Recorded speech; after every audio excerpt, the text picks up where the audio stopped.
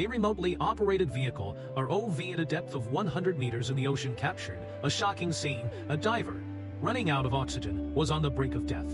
He struggled to wave at the ROV and then began to convulse. This indicated that he would die within minutes, but rescue efforts would take more than 10 minutes to arrive. All signs pointed to his inevitable demise, yet he ultimately showed what a miracle looks like. On September 18, 2012, in an offshore oil field in the North Sea, a Swedish diving support vessel named Top was preparing to replace a section of an underwater pipeline. The ship had 127 crew members, including 12 saturation divers. The diver in the video was one of them. To help everyone understand the process better, let's briefly explain what saturation diving entails. To acclimate divers to the high-pressure environment underwater, they first enter a special living chamber on the ship, which is then pressurized to match the pressure at the intended depth. The gas inside the chamber is a mixture of helium and oxygen. Once the diver's blood is saturated with helium, they can proceed to the underwater site. Before entering the water, they move from the living chamber to a smaller container called a diving bell, which has the same pressure and gas composition as the living chamber. The diving bell is lowered to the designated depth, and the divers can then exit to perform their tasks. During the operation, the support vessel remains fixed above them, with the diving bell and divers connected. After completing their work, the divers return to the diving bell, which is then hoisted back to the ship and reconnected to the living chamber. The divers can live in the chamber for several days or even weeks without needing to undergo decompression.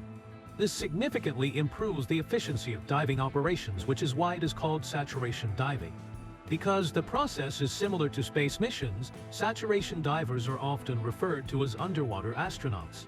They earn high salaries but face significant risks, and the high-pressure environment takes a toll on their physical and mental health. Saturation divers typically need a month of rest before diving again. On this day, the Topaz was replacing a pipeline 100 meters below the surface. Since the workload was not too heavy, only 4 saturation divers were assigned. One stayed in the living chamber to manage the connection, another assisted in the diving bell, and two went to the seabed. The Topaz activated its dynamic positioning system, which uses computer systems to keep the ship stationary at a specific coordinate. At 8:13 p.m., 3 saturation divers entered the diving bell. Diver 3, Duncan Alcock, remained in the diving bell, while divers 1 and 2, David Kincannon and Chris Lemons, descended to the seabed. At 8:21 p.m., the diving bell began its descent. Duncan helped David and Chris put on their diving suits and connect to a life support system called an umbilical, which provides oxygen, power, communication lines, and hot water to prevent hypothermia in the 4°C water.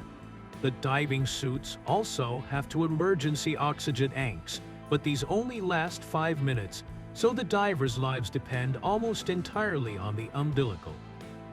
At 8:37 p.m., Chris and David jumped from the diving bell. After about a minute, both safely reached the seabed.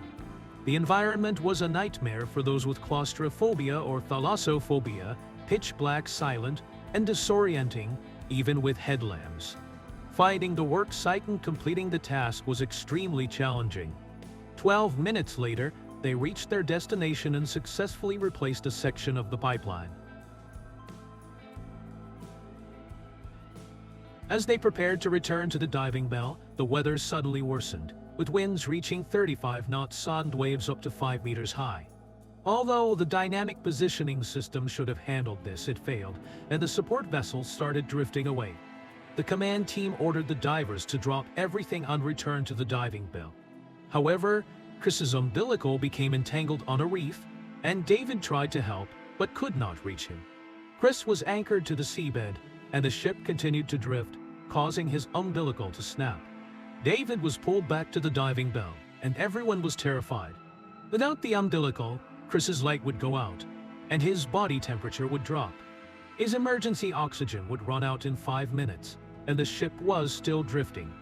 5 minutes after the umbilical snapped, Chris's oxygen was estimated to be depleted, but the dynamic positioning system was still not working. The captain decided to manually navigate the ship back, but it only spun in place. They were 190 meters away from Chris, and 11 minutes had passed since the umbilical broke.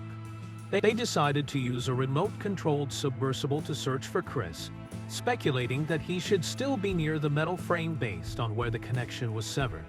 However, the visibility underwater was very poor at the time, and apart from some swimming fish, nothing could be seen. After a few minutes of searching, the outline of the frame finally appeared, followed by an extremely shocking scene.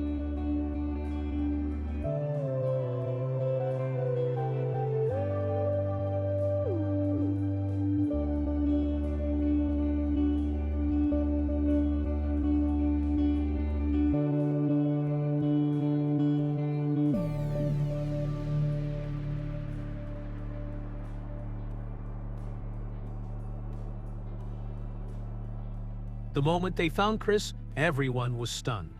He was lying alone on top of a platform of the frame, and it was unimaginable what kind of fear and despair he must have experienced, or how he managed to climb up there from the seabed. As the submersible approached, he even turned his head and reached out toward the camera. By then, 22 minutes had passed since his umbilical cord was severed, but immediately after, Chris's body began to convulse, indicating that he was about to succumb. The crew was in a state of extreme anxiety, but they were helpless as the ship was still circling in place. After a few seconds, Chris stopped convulsing, and his life was entering its final stages.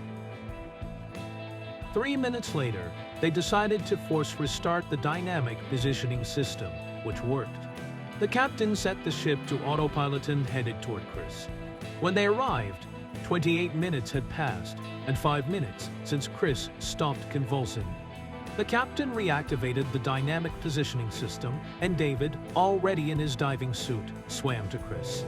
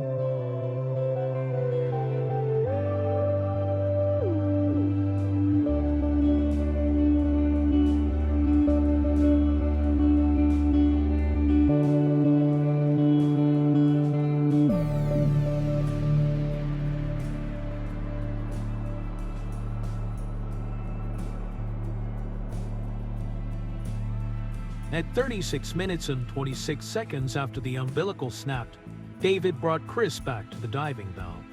Chris was no longer alone, but his breathing and pulse had stopped. Duncan immediately performed CPR. After 2 deep breaths, Chris's chest began to rise and fall. He was breathing. A few minutes later, Chris regained consciousness, and his motor functions returned. He sat up and started talking to his companions. The crew, seeing this through the camera, was overjoyed, but they quickly hoisted the diving bell back to the ship to prevent any further accidents. After the decompression process, Chris was taken to the ship's cabin to rest. Only then did they learn what he had experienced. When the umbilical broke, Chris fell into the darkness, losing his sense of direction. After a few seconds, he stood up and decided to find the metal framework and climb to the top where he would be easier to spot. In complete darkness, he felt his way and eventually found a column. He remembered there was a platform about 11 meters above. After climbing for about 2 minutes, he reached the top. Expecting to see the diving bell's lights, he found nothing but darkness. Feeling hopeless, he considered surfacing but realized it was impossible. Without the hot water, he was in for degree water. but adrenaline numbed the cold. Lying down, he waited for death, recalling his life, his unfinished house, and the wedding he would miss. His breathing became labored, and his mind fogged. Later, he had no memory of the ROV or waving. Some speculated he might have been unconscious, and his actions were reflexes. Others thought he was conscious, but the pain blocked his memory. How he survived is a mystery. Here's what Chris said: how one survived is a big question. I don't think I will ever really know. I assumed the lowering of my body temperature allowed me to survive on minimal oxygen. Also, the high levels of oxygen in our emergency gas probably saturated my tissues, allowing my organs to function. These are all theories, and I'm still waiting for science to give me the right answer. While being cared for, Chris said, lying there, I had already decided to die. There was no pain, so don't feel bad for me. Just 3 weeks later, Chris returned to diving, and 6 months later, he married his fiancée. Now, they have a 10-year-old child, and the family is very happy. I always believe that the human body is the most complex and technologically advanced machine on Earth, surpassing any supercomputer. If we can unlock our own mysteries, human development will reach new heights. Thank you for watching, and we'll see you next video.